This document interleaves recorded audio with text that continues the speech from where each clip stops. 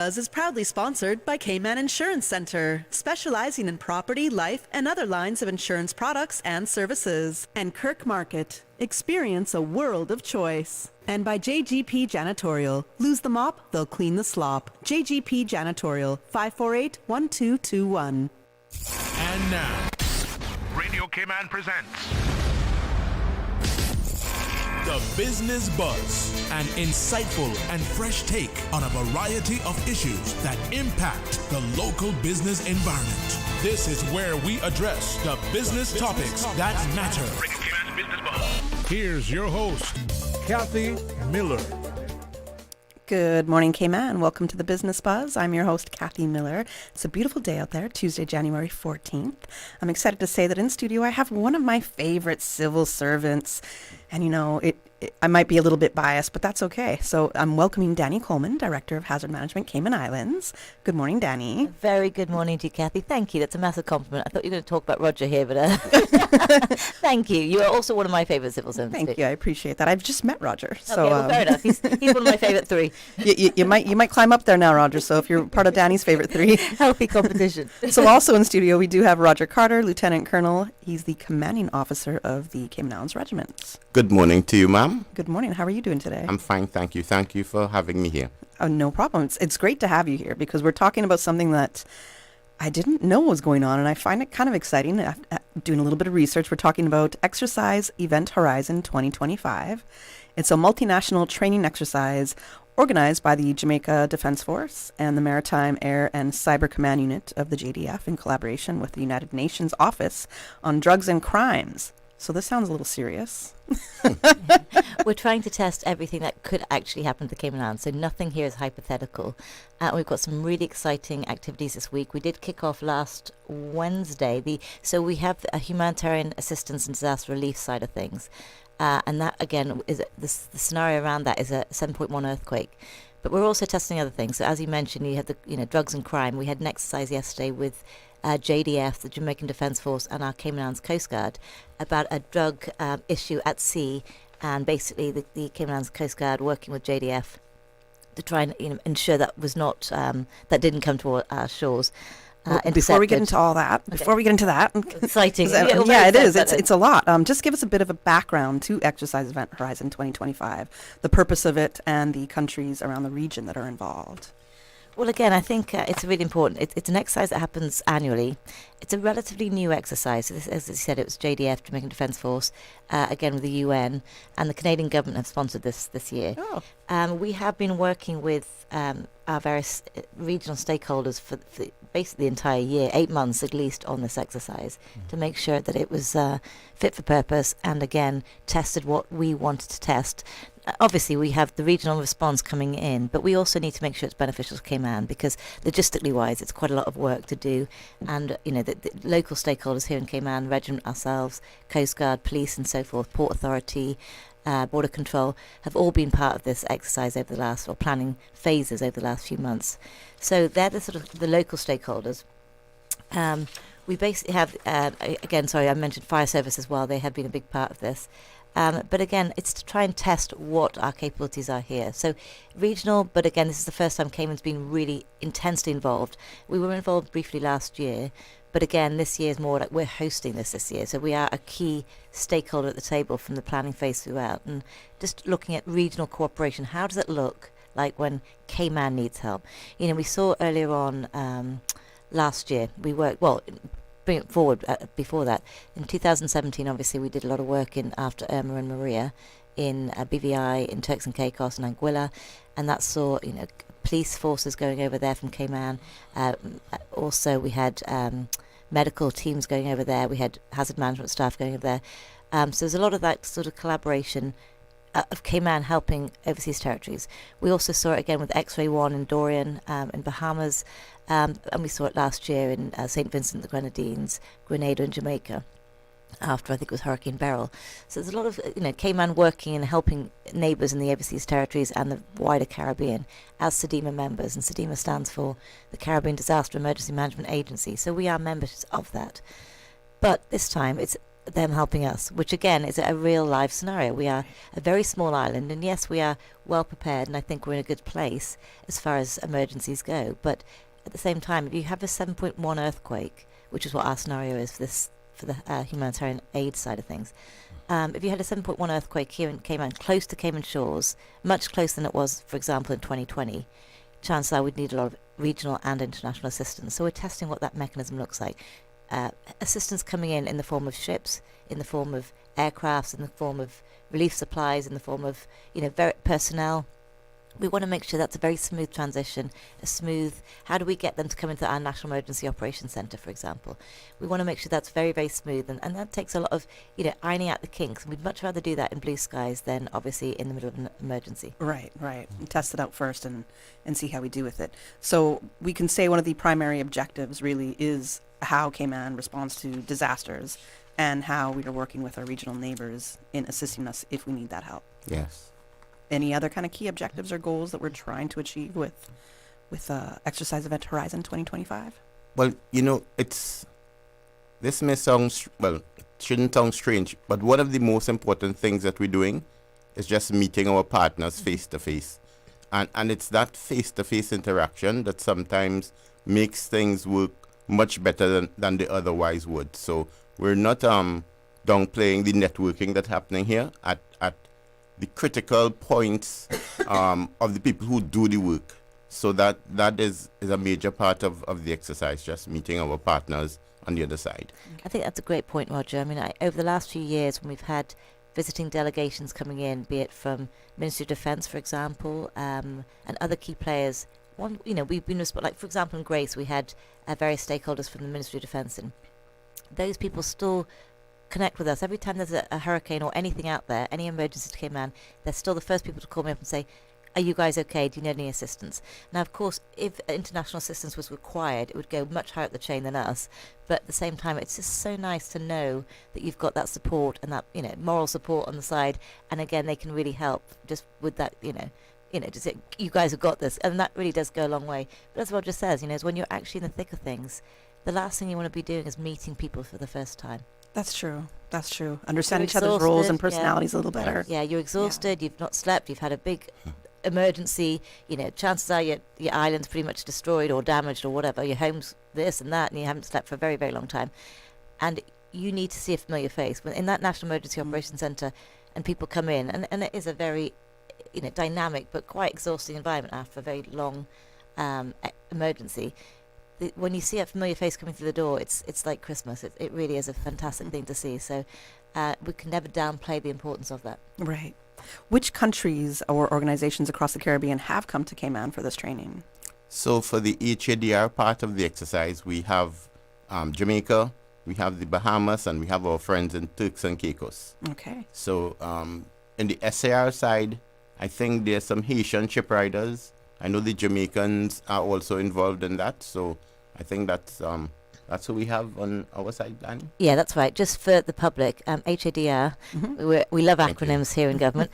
HADR is Humanitarian Assistance and Disaster Relief, and then SAR is Search and Rescue. Yes, and of course we have our own Cayman Islands Regiment people, and we're in a unique role because we're actually teaching. So even though we're a very young organization, our role in this exercise is to teach the other military forces how to do what we do. Okay, all right. The United Nations now role in this exercise, because I was a little surprised in the notes that I received prior to this interview that the United Nations is involved in this. So what is their role in this whole exercise? You want to go? Well, I think it was part of it. Well, first, it's part of it is funding, Okay. but another part of it will have to do specifically, I think, with the security side, it being it's the UN ODC, drugs and crime.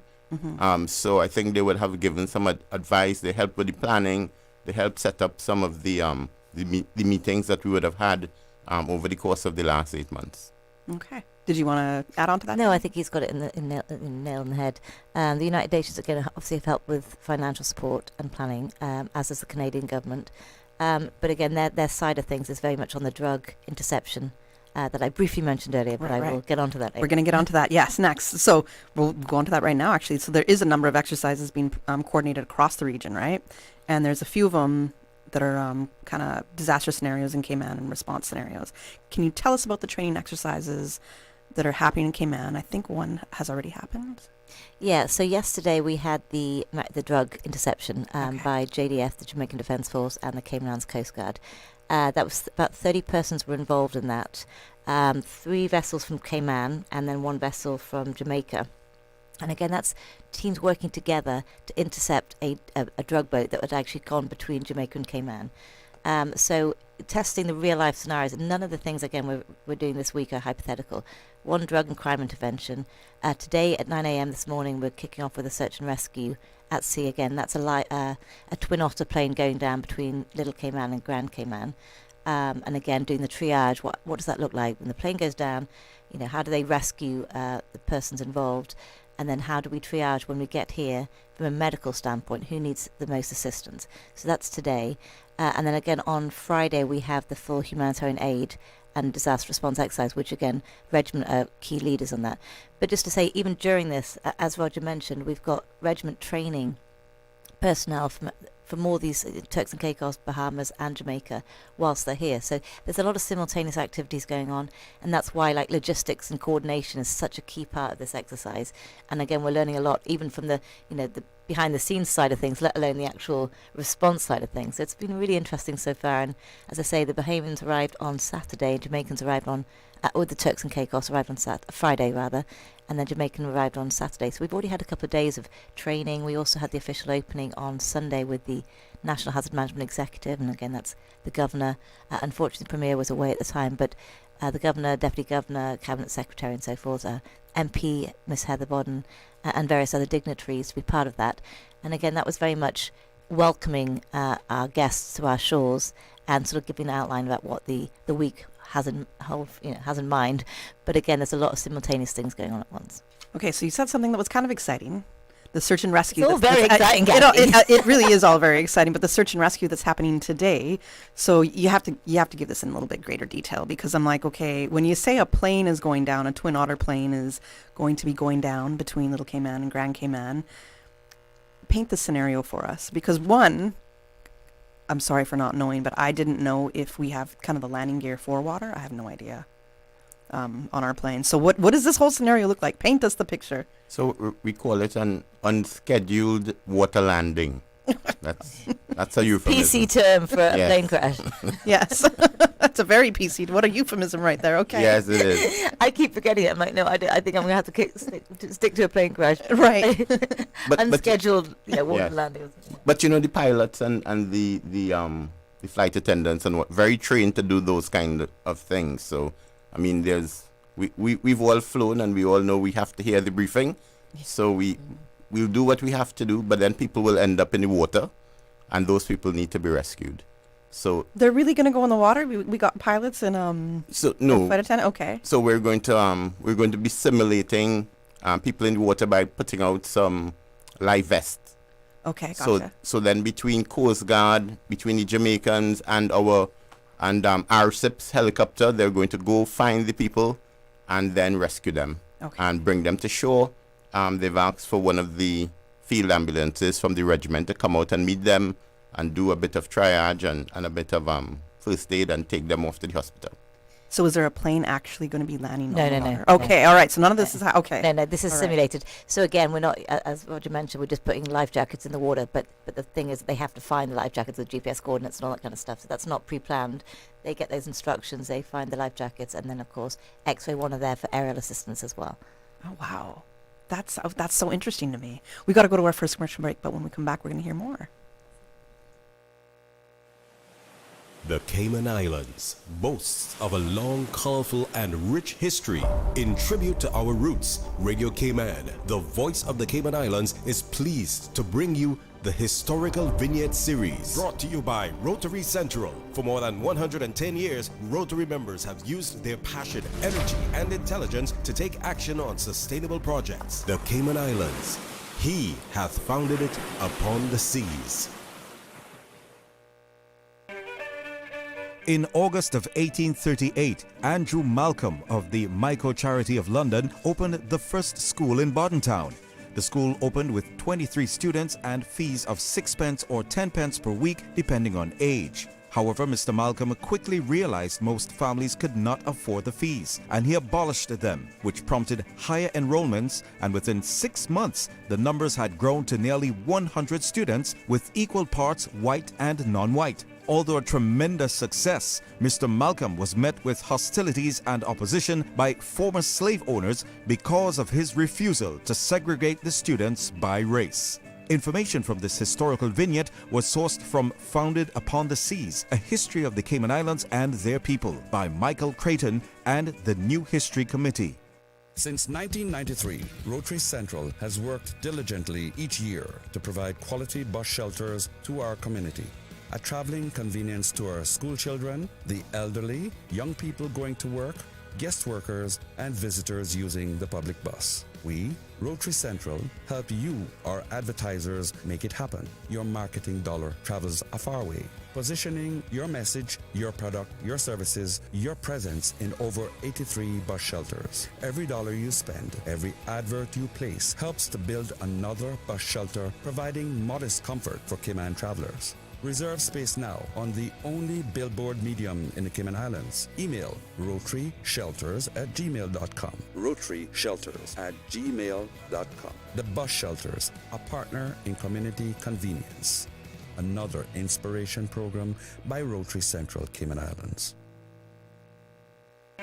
Radio Cayman's Historical Vignettes was brought to you by Rotary Central. For more than 110 years, Rotary members have used their passion, energy, and intelligence to take action on sustainable projects.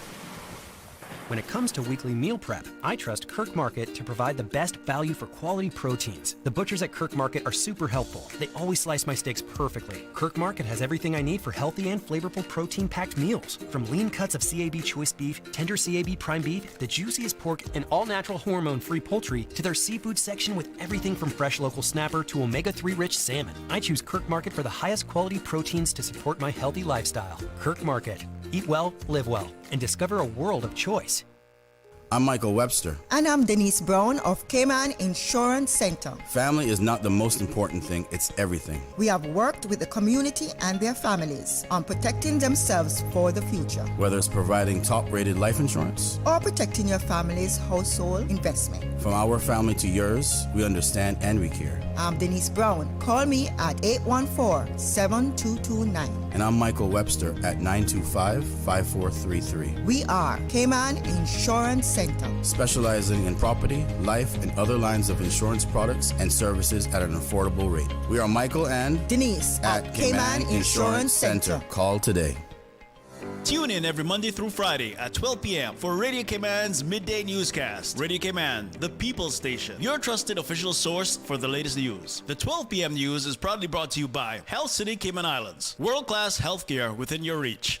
The Business Buzz with your host, Kathy Miller. Business Buzz.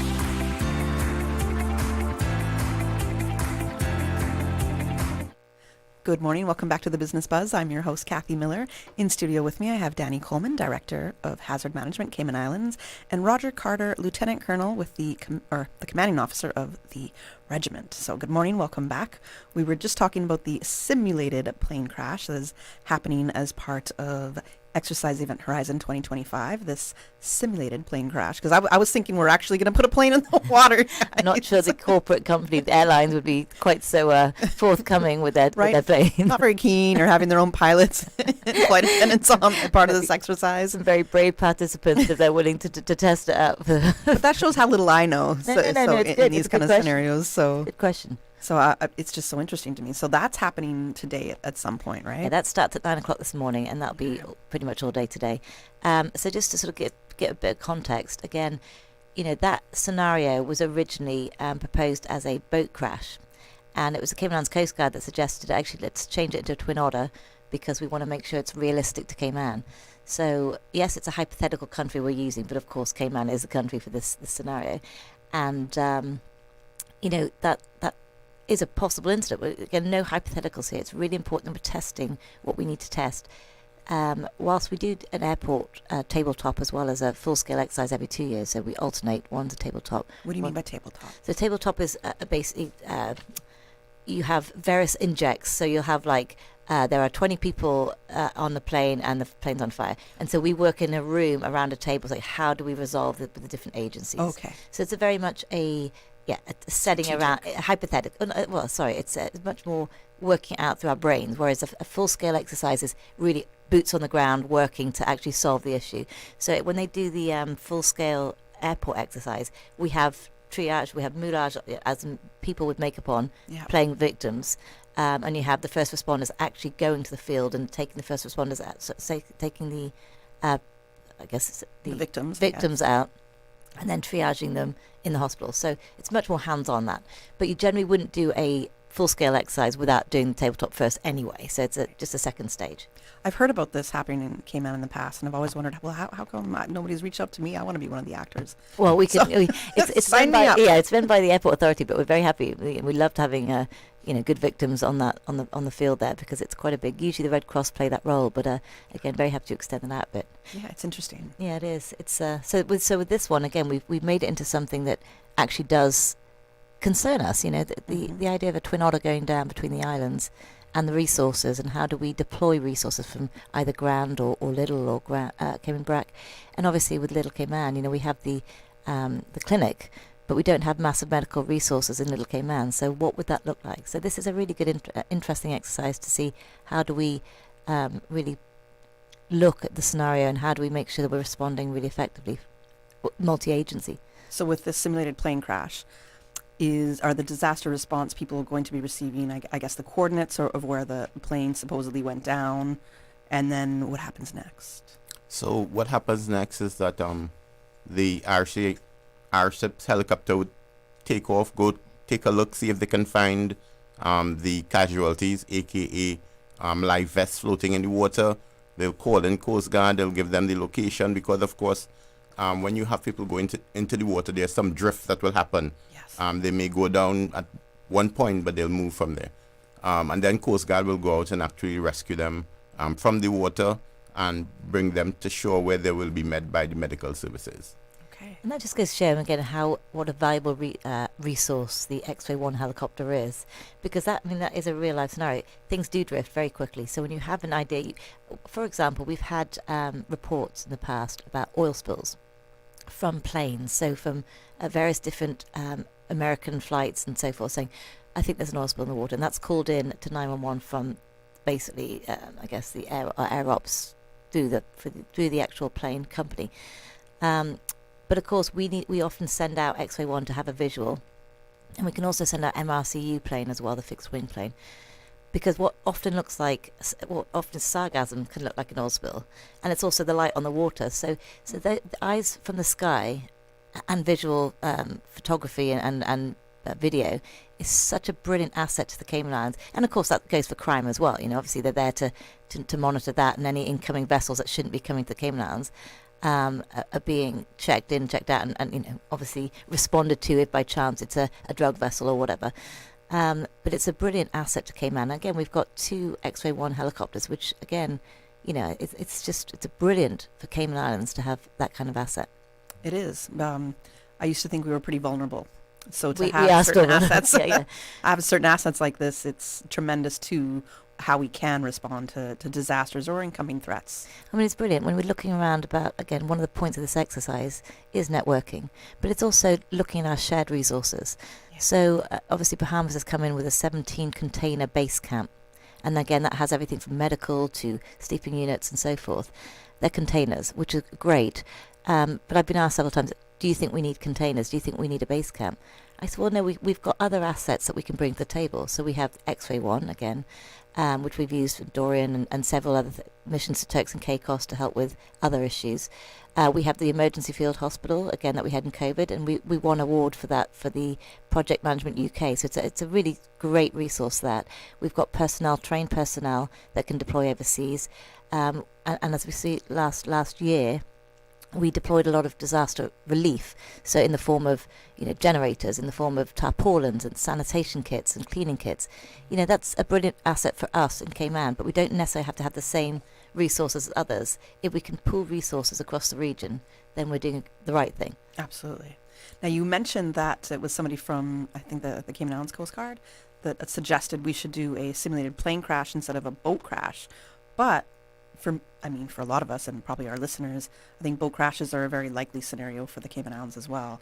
And I know on our break I said, but we had something happening, like some ship was headed towards Little Cayman, I think last year at some point, and you corrected me, Danny, and said, no, it was two different ship scenarios. Yeah, we had two ship scenarios last year. Now, again, looking at the transport, you get the flight radar and you can see all the flights going around. There's hundreds of flights passing Cayman each day.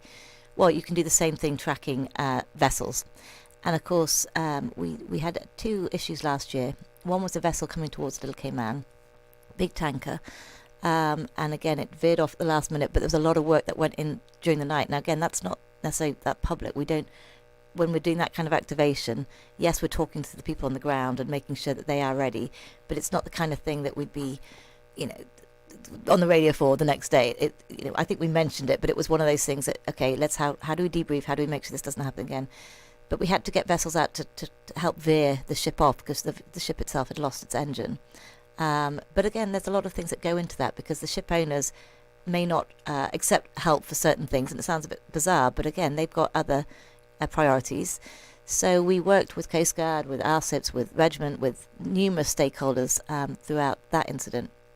Obviously, the elephant, I'm not sure I can't remember the full name of the elephant last year that breached in Cayman Brac, and that grounded there for about a week. And again, that was another response that, we need to make sure that the environment's protected. When a big ship grounds in the sea, fine well, it's going to be doing some damage to our coral reefs, and of course that impacts our tourism sector. So it's all those kind of implications as to who you bring to the table for any response.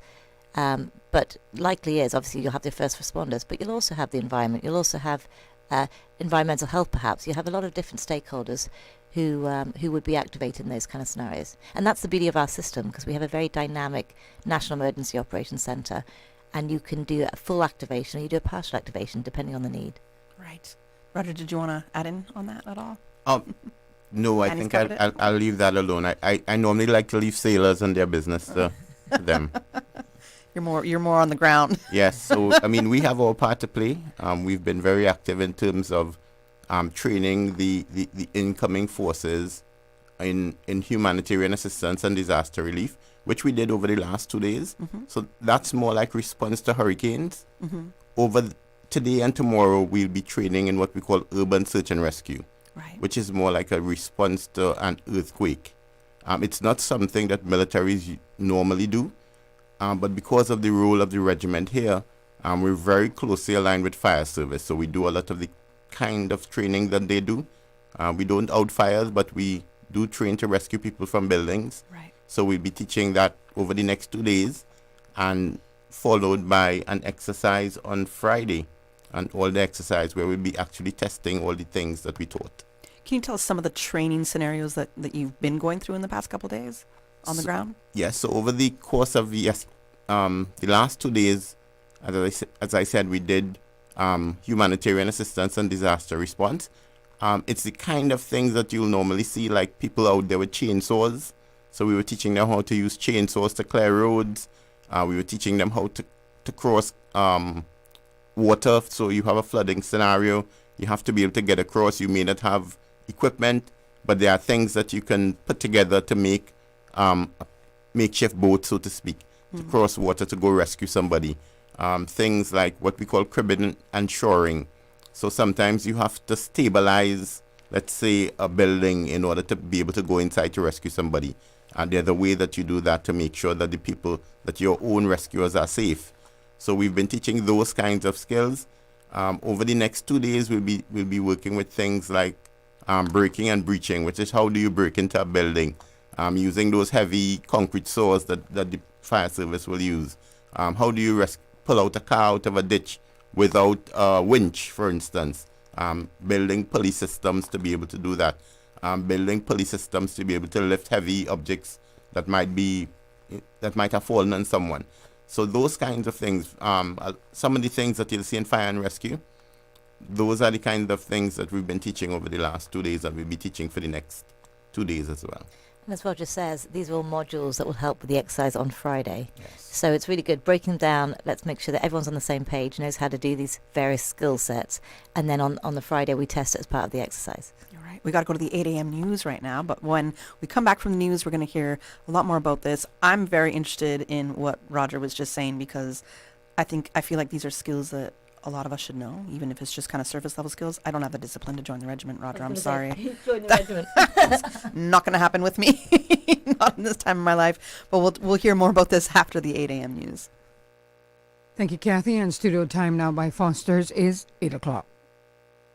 When you're on the go, the experienced team at Foster's Pharmacy are here to help. Drop off your prescription while you shop, or WhatsApp us and we'll prepare it, ready for your arrival. Whether you need prescription or over-the-counter medications, blood glucose testing, or advice on vitamins and supplements, we're here early in the morning to late at night. Both of our locations at our Camana Bay and airport stores are open 7 a.m. to 9 p.m., Monday to Saturday. For more info, visit fosters.ky/pharmacy. Foster's Pharmacy. Better health, because we care.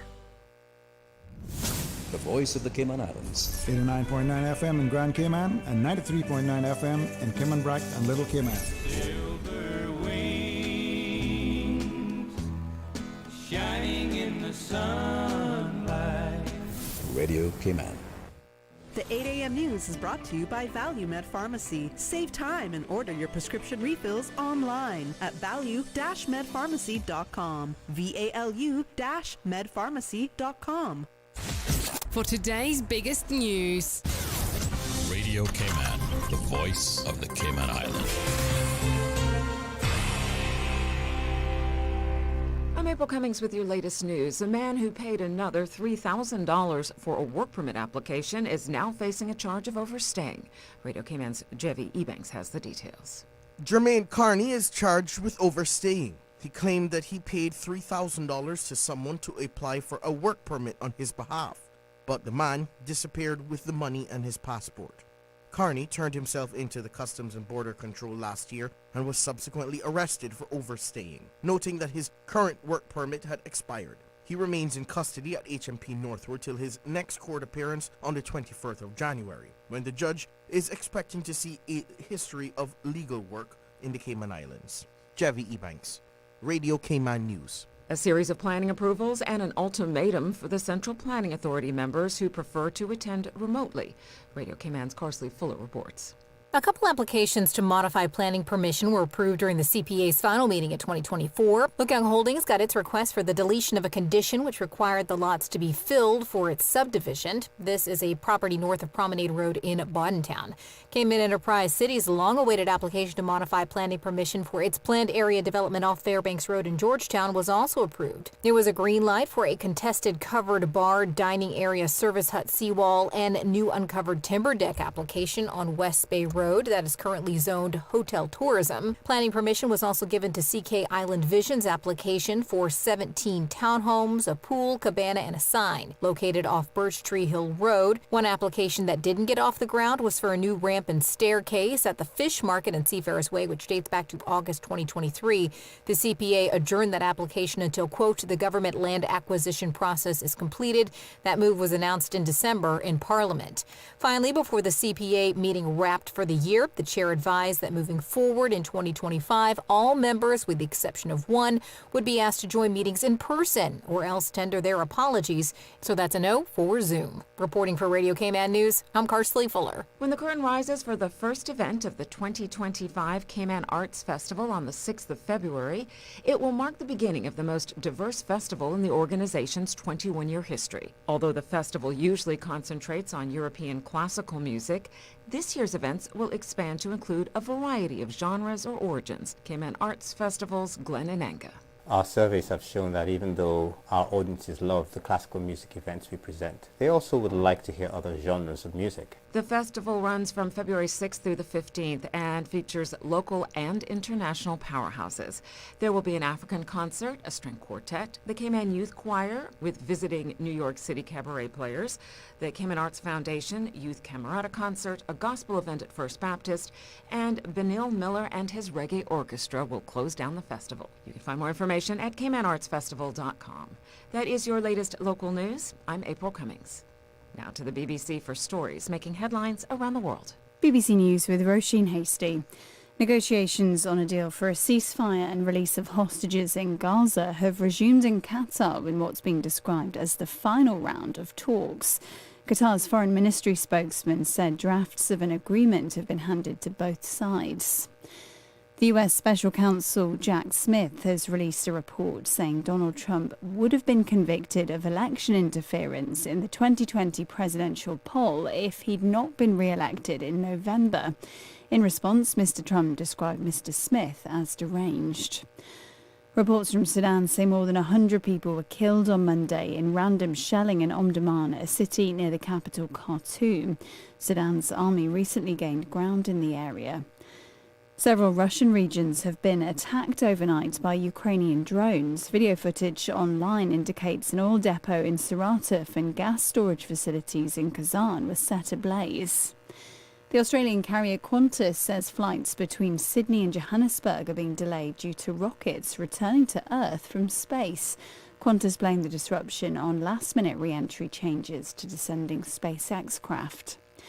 American social media users have been migrating to a Chinese-made app called RedNote ahead of a potential US government ban on TikTok. RedNote became the most downloaded product on Apple's US App Store on Monday. Germany's Constitutional Court has ruled that it's legal for football clubs to be forced to contribute to the cost of policing matches. 1 in 12 matches in the top 2 divisions are regarded as having a high risk of violence. 3 British friends who turned the Victorian parlour game of tiddlywinks into a competitive sport so they could represent their university are marking the 70th anniversary of their club. It's dismissed by some as a children's game. BBC News. The 8 a.m. news is brought to you by ValueMed Pharmacy. Save time and order your prescription refills online at value-medpharmacy.com. VALU-medpharmacy.com. Now, more than ever, supporting your immune system is crucial to helping your body fight off illnesses like the common cold, the flu, and COVID-19. At ValueMed Pharmacy on Walkers Road and in Boddentown, we carry all the essential vitamins and minerals to help support your immune system and improve your overall health. Some of our top immunity support picks are vitamin C, vitamin D, zinc, elderberry, and quercetin are the popular 7-in-1 immunity support. Our pharmacists are always on hand to help guide you and answer any questions. Visit ValueMed Pharmacy on Walkers Road or Boddentown. Live happy, live healthy with ValueMed Pharmacy. Stay in touch with Radio Cayman with the latest up-to-date, accurate news and information. For your convenience, the headline news will be repeated on our sister station, Breeze 105.3 FM, weekdays at 8:30 a.m. Follow Radio Cayman on social media, Facebook, Instagram, Twitter, or download the Radio Cayman app in the App Store or log on to www.radiocayman.gov.ky and stay connected to what's happening in the community. Radio Cayman, your voice, your choice, your radio. The new KFC nuggets have arrived. That unlike the no-gets, ours are handmade using 100% white meat, unlike the no-gets. At KFC, we hand-bread every day to achieve the perfect flavor. After you try our delicious and crispy nuggets in the original recipe, you'll never settle for less. KFC, the real nuggets. It's finger-licking good. Since 1993, Rotary Central has worked diligently each year to provide quality bus shelters to our community. A traveling convenience to our school children, the elderly, young people going to work, guest workers, and visitors using the public bus. We, Rotary Central, help you, our advertisers, make it happen. Your marketing dollar travels a far way, positioning your message, your product, your services, your presence in over 83 bus shelters. Every dollar you spend, every advert you place helps to build another bus shelter, providing modest comfort for Cayman travelers. Reserve space now on the only billboard medium in the Cayman Islands. Email rotaryshelters@gmail.com. rotaryshelters@gmail.com. The Bus Shelters, a partner in community convenience. Another inspiration program by Rotary Central Cayman Islands. The holidays are here, but it's never too early to plan for a healthier you. Get fit for 2025 with King's Sports Center Powerhouse Gym Holiday Sale. Even Santa works out after Christmas. 2 gym memberships for only $6.55. 1 gym membership for only $3.55. Gift certificates also available. Offer valid from December 15th to January 15th. Call 946-5464 or email kings@Kandiwaki to start your journey today. Make 2025 your strongest year yet. King Sports Center, where your goals become reality. Good morning. Let's take a look at the latest weather report. Current temperature is 78 degrees. Relative humidity is 88%. The barometric pressure 30.08 inches and rising. The wind is northeast at 4 knots. Overnight low temperature was 72 degrees. Synopses indicate light winds and seas expected over the Cayman Islands for the next 24 hours due to a slack pressure gradient over the western Caribbean. Radar images show isolated showers south of Grand Cayman, drifting towards the west. The forecast for the Cayman Islands for today and tonight is calling for partly cloudy skies with a 30% chance of showers. Temperatures will be in the mid-80s today and will fall to the mid-70s tonight. Your winds will be easterly 10 to 15 knots and seas will be slight to moderate with wave heights of 2 to 4 feet. Today's high tide will occur this morning at 10:27, low tide this afternoon at 4:38, and a high tide again tonight at 4 minutes after 10. The sun will set this evening at 6 minutes past 6 and will rise tomorrow morning at 2 minutes after 7. And the outlook is calling for light to moderate winds and seas through Thursday morning. And that's the very latest on your weather report. 2025 will be here. Are you registered to vote? The last voter registration deadline is the 15th of January. Visit elections.ky today to download your registration form. It's quick and easy. Once you filled it out, bring the form along with your original eligibility documents to the elections office, conveniently located on West Bay Road in Baytown Office Suites. Can't make it in person? No problem. Simply email your completed forms and copies of your documents to office@elections.ky. For more information, visit elections.ky, call 949-8047 or email office@elections.ky. The traffic report is brought to you by Subway. Enjoy a delicious start to your day with breakfast from Subway. Good morning again. Let's take a look this time at what's happening on our roads. We've got word of a 2-vehicle accident which happened earlier in the vicinity of the Marriott on the West Bay Road. So please, just so you'll be aware of that.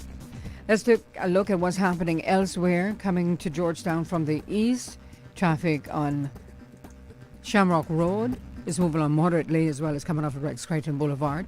Further down, a different story as traffic is steady on the Linford Pearson Highway and slow moving on Crew Road heading to Georgetown. Expect some delays. And coming off of Bobby Thompson, steady traffic, as well as Agnes Way. Downtown Georgetown on Edward Street moving along moderately, as well as Godfrey Nixon Way and Eastern Avenue. On the West Bay Road, in front of the Ritz, traffic is steady but flowing. And that's what's happening on your roads. Join us again at about 10 minutes past 12 o'clock. We'll give you another look at traffic. Did you know ordering your favorite sandwich from Subway just got easier? Yeah, picture this. No more waiting in line. No more fussing with cash. Just a delicious taste of Subway at your fingertips. With our new app, ordering your go-to sub is as easy as a few taps on your phone. Plus, receive exclusive deals and earn loyalty points with every purchase made on the app. Download the new Subway app today and get ready to ditch the lines and drive straight into your flavor. Visit the App Store or Google Play Store on your mobile phone and search for Subway Cayman Islands. Subway. Eat fresh. The traffic report is brought to you by Subway. Enjoy a delicious start to your day with breakfast from Subway. The Business Buzz with your host, Kathy Miller.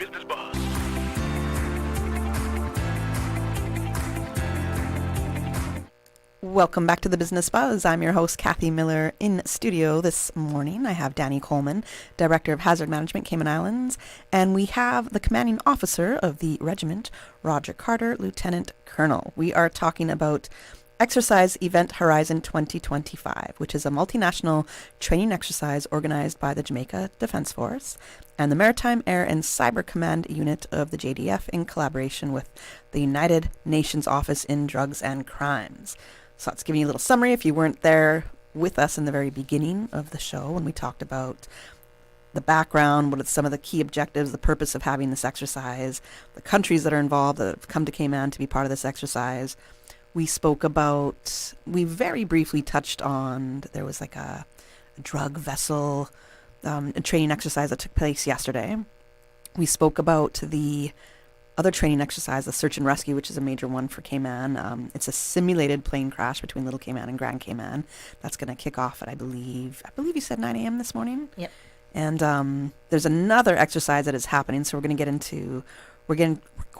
into that as well. Now, the second exercise, the humanitarian and disaster relief. Yes. Did I get that right? All right.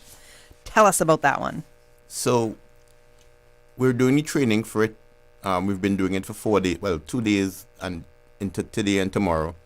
On Friday, we're going to actually have the exercise, and the exercise is going to be located in 2 places. The first is going to be at Fire Service Training Ground, and if you don't know where that is, it's up behind the airport. The second place is going to be at Dolphin Cove. That's the one they closed down, that building. So they've been very kind to lend us that building to practice urban search and rescue. So the exercise, sorry? I said okay. So the exercise is split. Half of the people, half of the soldiers will be at the Fire Service Training Ground doing humanitarian assistance and disaster relief. So they have a scenario. There's been the earthquake and they're rescuing people in different situations. Sometimes they have to drag vehicles out of ditches. They have to rescue people from vehicles, buildings, cross water obstacles, that sort of thing. At Dolphin Cove, what we've done is we've actually built into that building a demolished structure. So we went in with plywood and 2x4s and whatnot, concrete, and we actually created demolish roof structures and other things. They'll have to break into that building and rescue the people who are trapped on the inside. So it's very realistic. It's very close to what would happen if we did have an earthquake. And yeah, so in the regiment, part of our responsibility is to be able to augment fire services if they become overwhelmed by how much is happening. So by a lot of what we're doing here is to be able to fulfill that kind of role. Okay. That's a 7.1 earthquake. That's what we're simulating, right, for Friday. And just for the public's purposes, obviously we had an earthquake in 2020. We all had one in 2004. The one we had in 2020 was a 7.7 or something like that.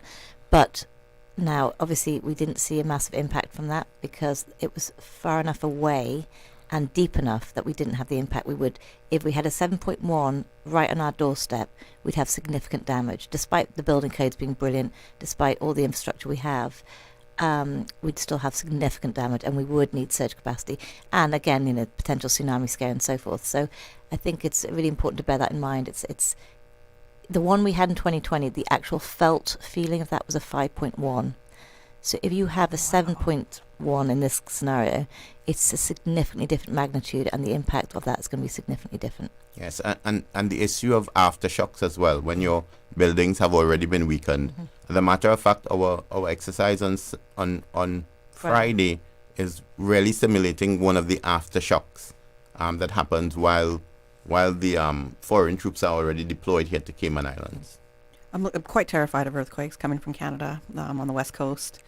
So just above California, which is very prone to earthquakes. That was a terrible feeling when you know an earthquake would hit. And it could be a little earthquake, but it didn't matter. That feeling was terrible. And Canada's quite a large country. You would think that there's a lot more protection. And I just feel Cayman is super vulnerable. We're at sea level. We're a small island. an earthquake like that could completely take us out. Well, I think it's really important for Cayman to bear in mind, and we've done a lot of education around this since the earthquake in 2020, is that if we did have a significantly large earthquake, the chances are we could get a tsunami threat. So the natural reaction is to run outside, go get your kids from school and all that kind of stuff. You can't do that. In a real event, if we had a serious shaking of a building, you really should be staying inside that building until the all clear has been given on the tsunami front. And again, that's from our officers at Hazard Management, and that's in collaboration with the Pacific Tsunami Warning Centre, as well as obviously USGS, that we work closely with both of those agencies. It's really important to know what to do. So again, one of the things we did after 2020 was work very closely with schools, because we know, again, the natural reaction is to go get your kids from school. You're blocking the road so emergency responders can't get through. But more importantly, if you had a tsunami and you're on the road, chances are you wouldn't make it. Right. So we have to be very, very, straightforward with our messaging on this. There's no messing around with it. If you feel a big, large shake in Cayman, if you're on the coast, obviously you try and head in and up, go, vertical. But again, know what that space looks like. If you have if you live in a very vulnerable area, make sure you know what to do. And that's a low-lying area on the coast, basically. So we worked with all the schools over the last couple of years to make sure that their own specific buildings, we would plan according to their own specific school. So if you have it, like, for example, Prospect, they have a school on the road, where do you go in that scenario? Because, of course, your chances are, you've got different limited options. Whereas when you're on Walker's Road, for example, the threat is a lot less. So we work with all the schools, we work with all the PTAs and the teachers and so forth, so that what I would ask the public to do, and a real sort of plug here, is ask your kids' school what their tsunami and earthquake plan is, because they don't have one, and they do have one, because again, we've been working with them. But if the teachers don't know it, then they really have to know it. So a quick plug now for all parents to go out to the schools and say, look, what is the tsunami plan? What is the earthquake plan? Where would my kids go? And so that makes the parents comfortable enough to stay in where they are until the all clear has been given. It really is a very dangerous thing to do, is to get in the car and go find your kids or go home or whatever it is, because again, if there is a tsunami in Cayman, you're going to feel it. And I think just making sure everyone's comfortable, that everyone's prepared. We have so many great resources on our website, caymanprepared.ky. We do a lot of sensitizations, we do a lot of drills with schools. We go to service clubs. We're there to help with the educational side and the preparation side of things. We have a really good movie it's like a 4-minute clip on what to do in an earthquake, and again, that's on our website. That was sponsored by the R3 Foundation. So working with private stakeholders to prepare our community is very much on our forefront as well. So I have 2 questions now, because I want to know about the private stakeholders that are helping you with this exercise. But before I go there, the tsunami threat, so we're going to be dispelling a bit of a myth right now, because I always thought that, that a tsunami couldn't really hit us because of how the reef is oriented around us. And it has to be, I want to say, a lot more shallow waters before a tsunami could hit us. Okay. But that's a myth. Dispel that. Let me help you. So we are very, very vulnerable. Please do. Okay. So we've done a lot of work over the last year and a half with NOAA. The national, I can't even know what I always call it NOAA, so it's the American-based Oceanic Atmosphere something. Thank you.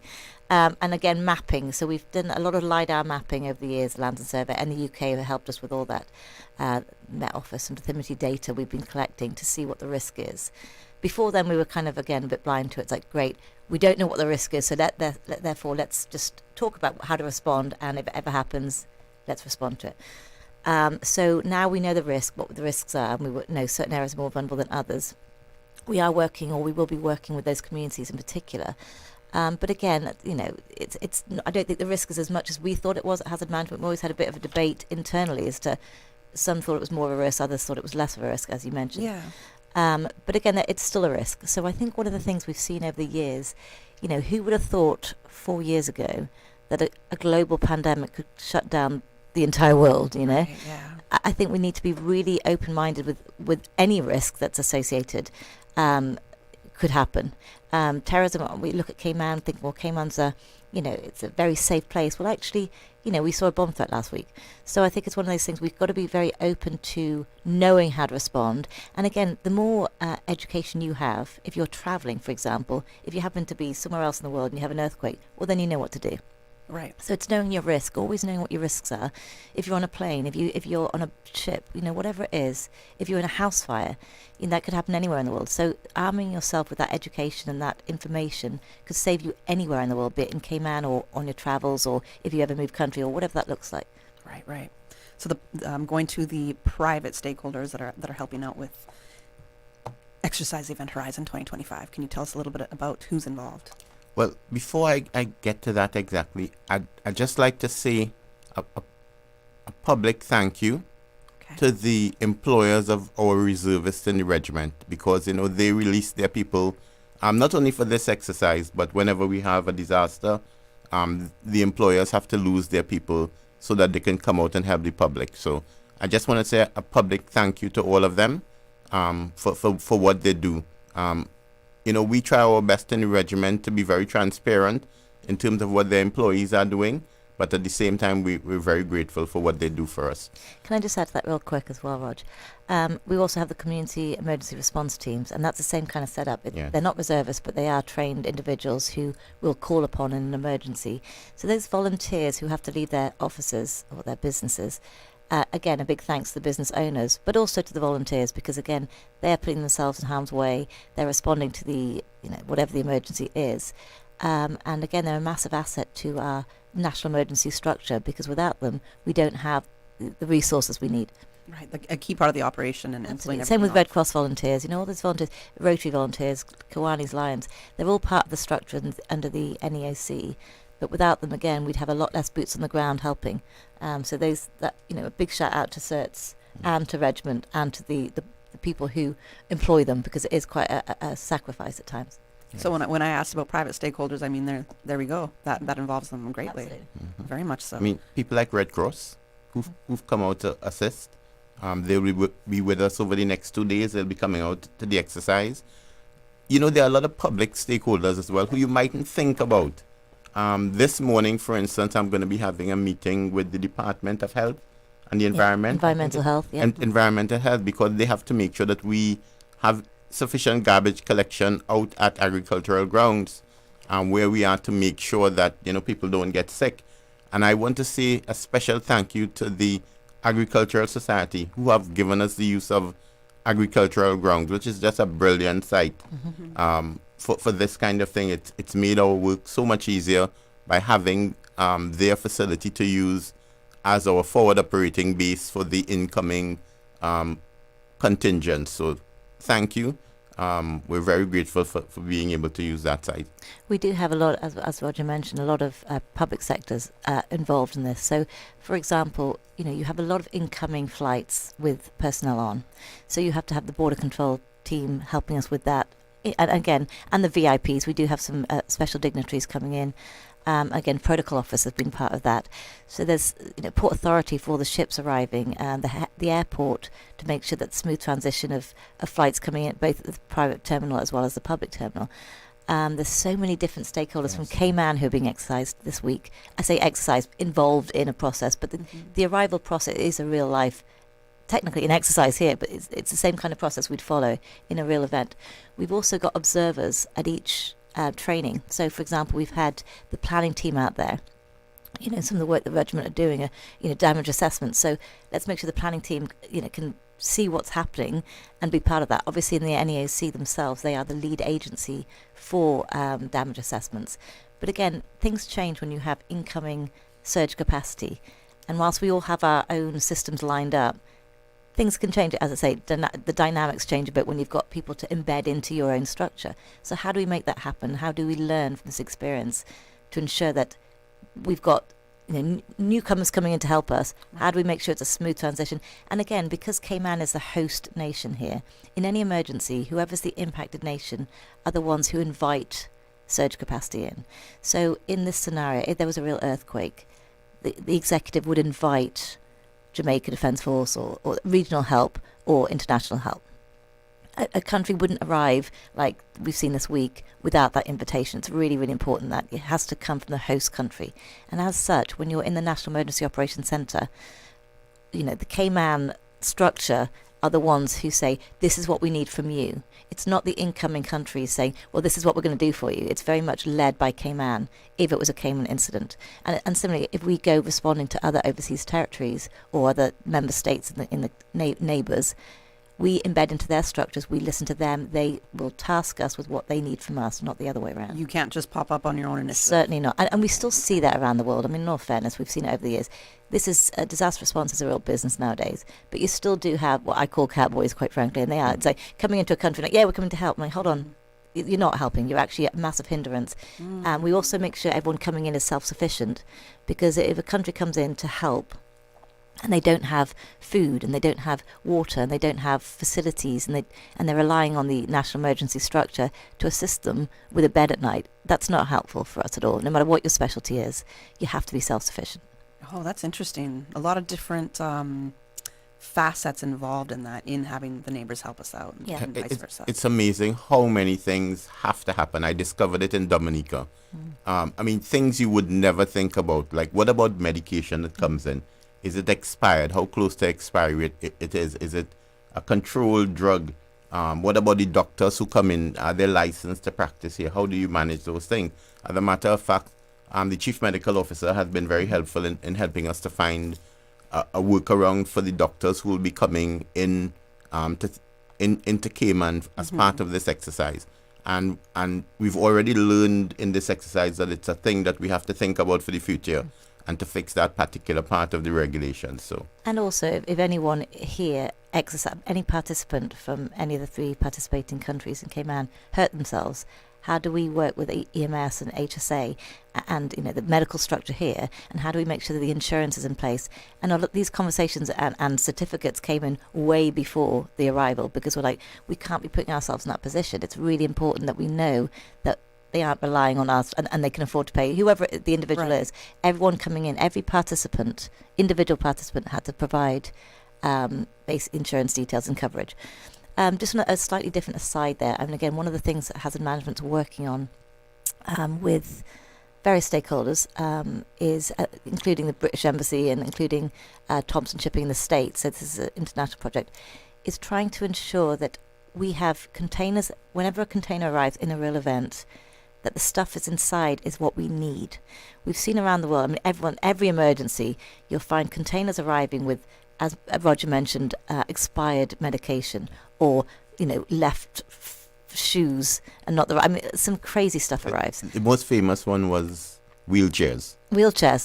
I know in BVI we had broken doors arrived, 2 massive 40-foot containers full of broken doors, with the idea that the wood could be used. But, this is stuff that is blocking the supply chain. Not practical. It's not practical. And what's worse, again, from being on the ground, when you're clearing supplies coming in from a disaster management perspective, you're exhausted anyway, as I say, and then you've got all these incoming things coming in, blocking the supply chain for the things that really, really are needed. So, for example, tarpaulins, sanitation kits, cleaning kits, medication that we've asked for, and after any emergency we would do a damage assessment, and that would be going internationally, would be saying, this is what we're asking for, we don't want anything else, this is what we need. So it's not a free-for-all, it's like going, this is exactly what we need based on our own assessments. So what we're trying to do right now is work with international partners at ports. So, for example, Miami being quite a big port of disembarkation of items coming into Cayman, one of the ports would be Miami. So working with stakeholders there in Miami to have a officer there making sure that everything going into that ship is what we're looking for. And it's been one of those sort of things, and one of my gripes for a very long time, my pet peeves, is stuff coming in that we really don't need and don't want, and blocking the supply chain. I think in BVI, we use the containers to block the airport, because the airport fencing was down. So the best use of this container was to block the actual fence. Now that's a crazy use of money and time and energy, whereas you really do strongly encourage, we call it solicited items and unsolicited items.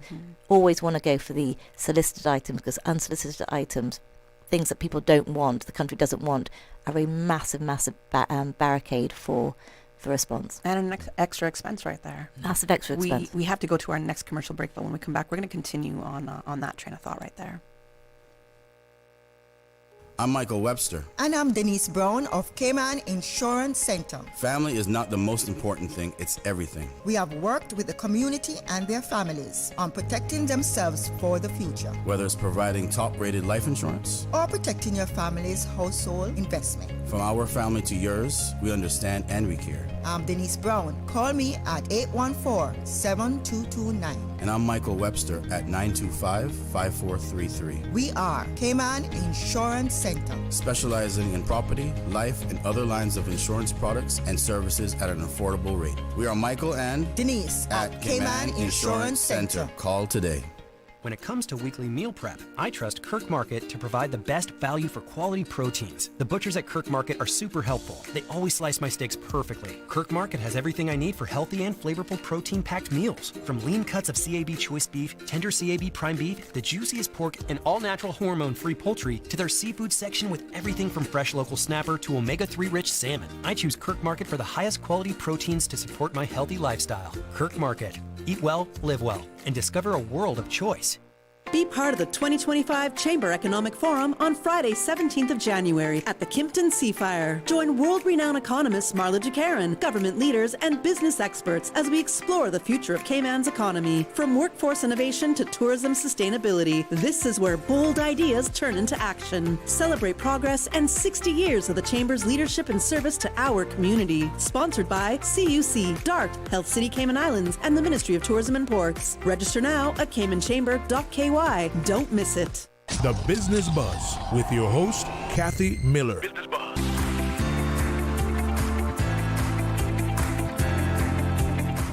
Welcome back to the Business Buzz. I'm your host, Kathy Miller. In studio, I have with me Danny Coleman, Director of Hazard Management, Cayman Islands, and Roger Carter, Lieutenant Colonel. He's the commanding officer for the Regiment. We were just talking about when you are looking for relief supplies coming from different countries, and Danny was really stressing that what a country needs, that's what you send. And Roger had also mentioned money.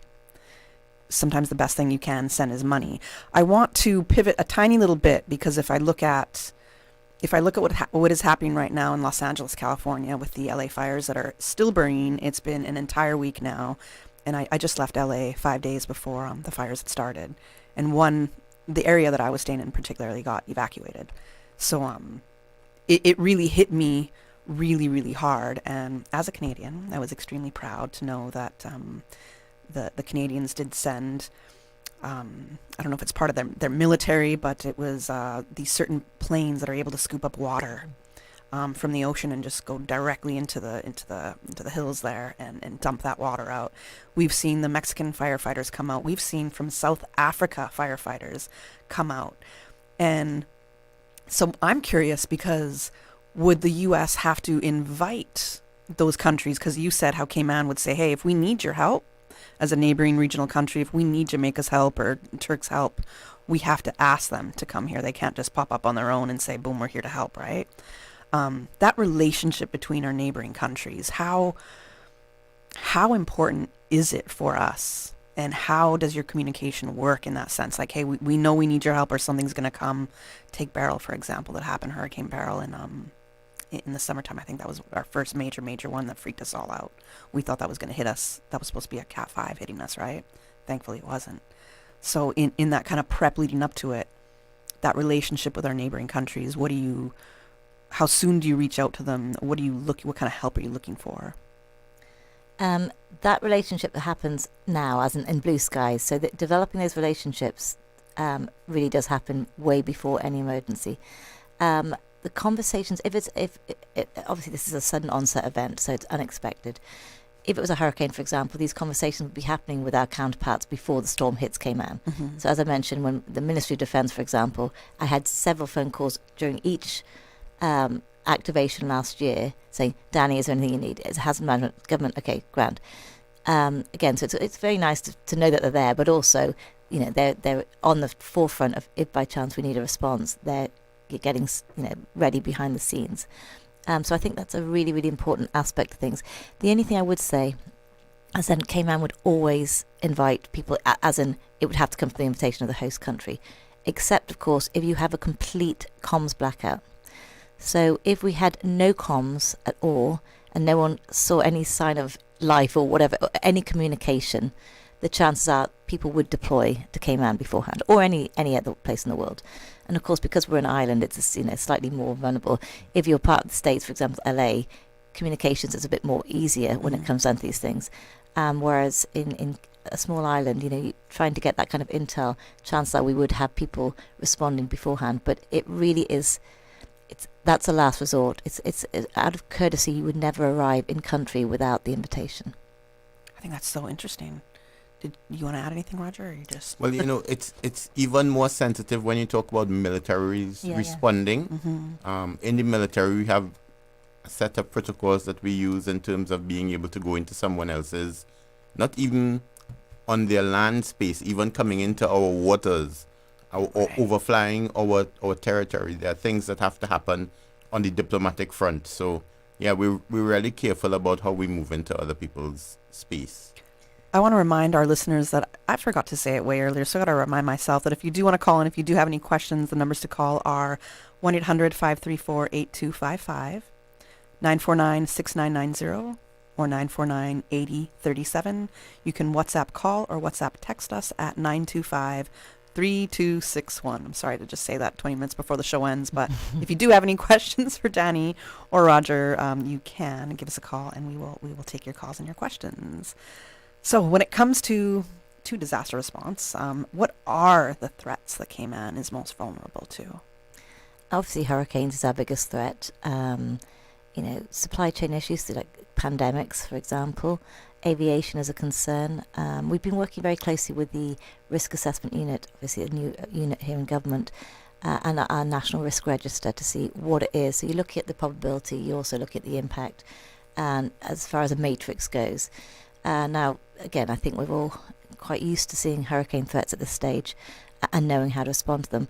I think the biggest concern, again, is, those threats that we don't have so much practice in as a community, as a government, as a first responding agencies, things like tsunami threats, things like massive scale fires like you're seeing in LA right now. So those are the kind of things we really need to focus on, make sure our plans are very, very slick, make sure we're testing the structure. We have I don't know if I mentioned it on air or off air, but in this room today we were talking about mass rescue training that we're doing next month in February. Again, and that's focusing on a cruise ship, because again we have cruise ships, and a cruise ship incident is a very real life scenario. A couple of years ago, as part of our hurricane exercise, we did simultaneous events. We had a cruise ship fire while a hurricane was coming in, and we were trying to respond to both and make sure the cruise ship didn't land on the Georgetown Harbour in Cardinal Avenue, for example. So we're seeing it increasingly over the last couple of years, simultaneous events. In 2020, we had numerous simultaneous events with COVID, but we also had tropical storms. We had the several fires, dump fires, and so forth. So we like to practice stretching our resources as much as possible so we know what the worst case scenario is. And that's why, when you have one event, we have the plan in place and it's all very nice and clean and everyone knows what to do.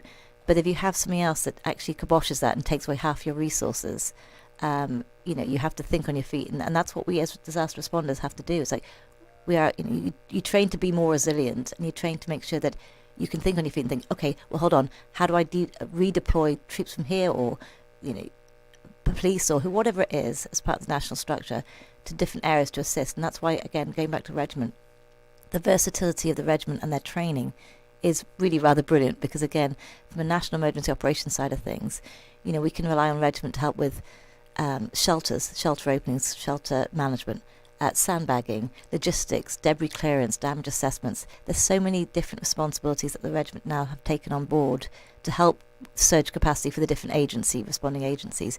It has really, really increased our capabilities here in the Cayman Islands. I think I've seen that, especially this summer with the hurricane threats that we did have. The Regiment was quite active out there. So honestly, Roger, kudos to you and your team with the Regiment, doing great stuff. And what I think I misunderstood at the beginning of the show, I didn't realize that the Cayman Regiment was training the other countries, which includes the Jamaica Defense Force, right? That's a huge thing. It is a huge thing for us. Last year we invested heavily in developing our training capacity, and that's paying dividends for us now. So the Regiment has three main areas of operational focus. On the one hand, it's it's being able to respond to HADR incidents, humanitarian assistance, and disaster relief. And that's more the kind of thing that we find in a hurricane. But we also prepare for what we consider to be our worst case scenario, which is an earthquake. So that's why we do urban search and rescue. But we're also heavy into medical response. So we have members of the regiment who are trained in as first aiders, trained almost to the level of a EMT. So we're very capable in responding to medical, emergency medical situations. We have arrangements, let's say, with EMS that if their ambulance, let's say, can't get to a flooded area, that we have our field ambulances that can go in, rescue casualties and move them back to the ambulance, hand them over. Or if there aren't enough ambulances, even move them back to the hospital. So we really focus on the things that happens in a disaster, which is why we're able to train some of the other countries, because they sometimes focus more on security incidents, but we focus by and large on disaster response. Cybersecurity is a part of this as well. Yeah, cybersecurity is a track. So one of the tracks, again, is cybersecurity. Cayman's not involved in that this year because, again, there's so many other moving parts in Cayman with the HADR, humanitarian assistance, and the search and rescue and the crime prevention. One of the things I didn't mention, actually, I know we're talking about a lot of the training we've done this week through the regiment, a lot of the exercising with Coast Guard and police and various other agencies. We do have a National Emergency Operations Centre briefing on Thursday morning with the troops coming in. So it's a 2-hour briefing with our the National Emergency Operations is the word itself, tactical command cell, is going to be briefing incoming personnel. And the idea behind that is, again, training on how do we embed incoming military and first response agencies into our own structure. As host nation, we're like, okay, we're going to task you with this. But one of the things we really want to see at Turks and Caicos, Jamaican Defence Force, and Bahamas to see is how we've now changed our incident command protocols. And what we use now is called JESUP. It's about interoperability, working together. And we've really been doing a lot of training over the last couple of years with all our agencies on that, both executive being like the ministerial level, the strategic chief officer level, and then the operational tactical level, again, the first responders on the ground doing the work, not the work, but the operational work, not just the strategic work. And so making sure that we can showcase that, because it's actually a really good structure. We've spent many days in the NEAC, National Emergency Operations Centre, over the last 5 years with various different incidents. And we're constantly trying to streamline our structures and make sure that, yes, we can adopt this brilliant concept of JESUP, which is a UK interoperability principles, but how do we embed that here in Cayman? How do we tailor it to Cayman's needs? How do we make it our own? And we want to showcase that, because I think, of every emergency we have, we learn from. We do a very constructive debrief. We're very, very frank these days about what went right, what went wrong, and how do we improve. But we're constantly trying to change our own structures to amend them to make sure that they're as best as they possibly can be, in line with best international practice as well. All right, excellent. We got to go to our last commercial break. When we come back, just a couple more questions and we'll wrap up our conversation. When it comes to weekly meal prep, I trust Kirk Market to provide the best value for quality proteins. The butchers at Kirk Market are super helpful. They always slice my steaks perfectly. Kirk Market has everything I need for healthy and flavorful protein-packed meals. From lean cuts of CAB choice beef, tender CAB prime beef, the juiciest pork, and all-natural hormone-free poultry, to their seafood section with everything from fresh local snapper to omega-3 rich salmon. I choose Kirk Market for the highest quality proteins to support my healthy lifestyle. Kirk Market. Eat well, live well, and discover a world of choice. Dream Big Cayman. The Ministry of Education is here to help you make it happen. With overseas scholarships for the 2025-2026 academic year, you can receive up to CI $35,000 per year to study abroad. Whether it's your first step toward greatness or the next step in your journey, the possibilities are endless. But don't wait. Applications close January 31st, 2025. Visit moescholarships.gov.ky and make your move today. Your future is calling. Answer it now.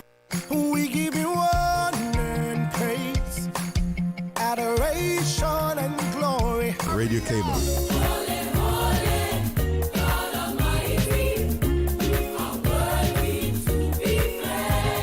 Praise time. Praise him, praise him. Come on, let's praise the Lord. Come on, let's praise the Lord. Praise him in the morning and in the evening. Oh, let's praise the Lord. Praise time in the morning. Praise him, praise him. Weekdays 6 to 6:30 a.m. Radio Cayman, waking you up.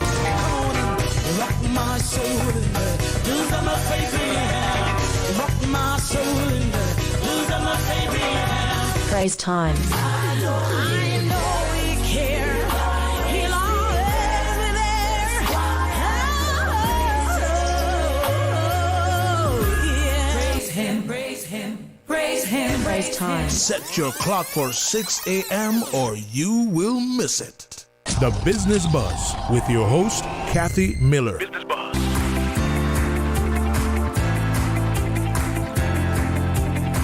Good morning. Welcome back to the Business Buzz. I'm Kathy Miller, and in studio with me, I have Danny Coleman, Director of Hazard Management, Cayman Islands, and Commanding Officer of the Regiment. We have Roger Carter, Lieutenant Colonel.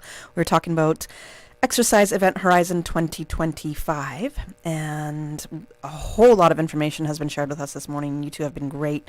We do have a question that did come in via WhatsApp, and that question is there a tsunami alarm in the plans for Cayman? That's a great question. So we at Hazard Management are responsible for alerting an emergency notification system. And we work very closely with DPSC, that's 911, after hours. Obviously, we're not a 24-hour organisation. We have a duty officer on call, but again, it's the baton is passed on to 911 from about 6 o'clock at night till 7 a.m. the following morning. So what happens with this system? We have phase 1 is a radio interrupt. That means that we can break through radios across the island to send out an alert. Appreciate that not everyone's listening to the radio all day, every day. So we're trying to layer it and make sure we've got as many methods as possible to get the word out. The second one is called the National Emergency App, and again that's the BlackBerry Ad Hoc app. I think we've got about 10,000 people who've downloaded that so far. If you haven't downloaded it, it's a big plug to the public. If you have not yet downloaded it, please, please, please do so. A lot of information on our website and our social media pages. Again, that's www.cameprepared.ky, Facebook, Instagram, we're all over it. And again, if you have any issues downloading, nens.gov.ky is the email to send anything to. We have a technical team that helps you download that, but you do have to put the steps in. So phase 3 that we're working on right now is actually a cellular broadcast system, a bit like the Amber Alert. So no matter, if you're arriving on the island as a tourist, you'll still get a big alert coming through your phone. Obviously, that's got a big price ticket associated with it. So it's one of those things that, we have to do a lot of research, feasibility studies, and determine how we get the best bang for the buck. We're spending public funds on this. As a result, obviously, we want to make sure that as a government we're being responsible. We did work a lot very closely with Ofreg over the last few years on this, and they produced a white paper years ago about several different options in regards to communicating such messaging. Obviously sirens, a lot of people say, well, hold on, what about sirens? Sirens are brilliant. Well, we've seen in our neighbours, different overseas territories in particular, that, obviously sirens are great for very dangerous, vulnerable areas, such as a big oil terminal, for example. But actually, talking about national level, sirens are impacted obviously by salt, and serious maintenance and money goes into the maintenance of that. But also, we've seen in the last 5-10 years that actually they're the first things to blow away in a hurricane. So you've got to be very, very clever as to what you choose to make sure that our options of notification in Cayman are the best options for Cayman, to make sure we're spending money responsibly. So the cellular broadcast will be coming out over the next year and a half. A lot of work has been going on in the background as to make sure that we're being prudent with funds. I think it's great because you're giving various options here. Yeah, there was about 12 options that came in. Obviously, we still have all our social media pages. We have, we work very closely with the media, and we have under the National Emergency Structure, we have what we call the Joint Communication System, Service. And again, that is a group that work together across all agencies to make sure we're coming with one unified voice. And again, all that messaging, no matter what the emergency is communicated to the media. And again, the media have a fundamental role here to ensure that be it private or public, messages are disseminated as much as possible. Okay. Now, to go back to Exercise Event Horizon 2025, I understand that this is the third year that this operation is being carried out throughout the region. And can you tell us, in the previous 2 years that Cayman was involved, what were the biggest, I guess, learning takeaways? What did you understand that Cayman could improve on? Well, we weren't really involved in year one. Yeah, we weren't involved. No. Okay. And year two was a small exercise here. They brought in some aircraft, and I think it was a bit of a tabletop for us. We had some discussions. But the thing is that those discussions led to our participation this year. And even though we're only about halfway through the exercise, we've already learned so much this year about what we should be doing, how we receive foreign troops, some of the things that we have to think about that we would probably not have thought about before. So it's already a great learning exercise. We're waiting for the end of the exercise. You know, the real work happens with these exercises when it's done. Then we get to starting to work on the lessons learned. We get into our after action review, and that's when we really are able to capture all of the lessons. And it doesn't end there, because now we have to change things. We have to put new things into practice to make sure that the gaps that we found during the exercise, that we take care of those things for the future. Yeah, as Roger mentioned, again, this is the first time we've been host country for 2 of the tracks. So, I mean, that's a significant change in the years before. The years before have been in different countries, and they still are. I mean, Jamaica's running one of them, I think, this week as well. There's an oil spill exercise and various other activities going on with cyber, as you mentioned. But again, we've learned so much in the 8 months as far as planning goes. You know, things like diplomatic clearance. The police have always been involved, but not in that. The governor's office have been heavily involved in ensuring that we're going through the right protocols to have entry of foreign troops. And of course, there's a lot of sensitization around that. You know, there's one thing, you know, people coming in civvy clothes and not, you know, raising too many eyebrows. But when you have warships coming in, or big ships coming in, and helicopters, and you have a lot of people in military attire, that obviously is, you know, can be quite concerning. So a lot of the work has gone around sensitization of the public. The Department of Communications team have done a great job in constantly feeding that through. So we aren't alarming people. You know, small things like, for example, with the Bahamian 17 containers that came in on Friday night, we had to escort the 17 containers with police escort to the agricultural grounds. Now, we know fine well, obviously that's going to block up traffic. So a lot of the sensitization with the public saying, we apologise in advance, we know this is going to block traffic, it's going to upset people who are trying to get home on Friday night, who want to be at home. But it's such a key part of the exercise that we can actually work with the transportation company, with the regiment, with the police, to ensure that we can get those containers there, because that what would happen in a real life scenario. So it's those kind of things. I think we've been very lucky so far. We haven't had a lot of criticism in regards to traffic control, in regards to a lot of people wearing military outfits. Oh, sorry, outfits, uniform. It's not fancy dress here. Uniform. Yes. But again, those kind of things. So a lot of that is about public messaging, and again, really appreciate all the teams, the Department of Communication, and all the media who've been involved in this, for getting the word out, because again, it's nothing to be alarmed by. It's a real life exercise that we're trying to make sure that our response to various different incidents, be it plane crash or you know, humanitarian earthquake scenario, are as good as it can be, and that involves inviting people in to assist us. What do you want the public to really know, to understand about this exercise taking place in Cayman? Well, I think at the end of the day, this is about us being prepared at various levels. You know, when something happens, the first 48 hours, we have to take care of it here. But eventually, if it's severe enough, we will have to ask other people to come in and help us. So this is just about us being ready for that. What you plan for in advance, you are more successful with in the execution. Right. And this is just us practicing. Yeah, I totally agree. I mean, I think, you know, we've had our fair share over the last 20, 30, 40 years of different emergencies. Again, I know 20 years ago with Ivan, it's a long time ago now.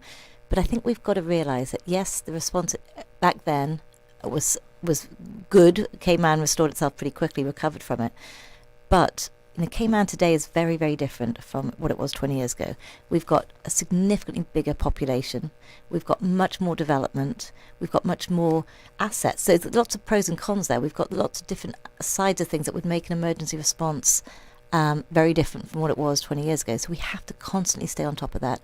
practice what we've got. We've got much better technology now than we did back then. Yeah. But at the same time, with cyber breaches, that could also be on the other side. You've got to make sure that, pros and cons of every single part of the world that we live in today, we need to make sure we're testing, and we're very, very dynamic with that testing. We're constantly at the forefront saying, okay, well, we know that could be an issue.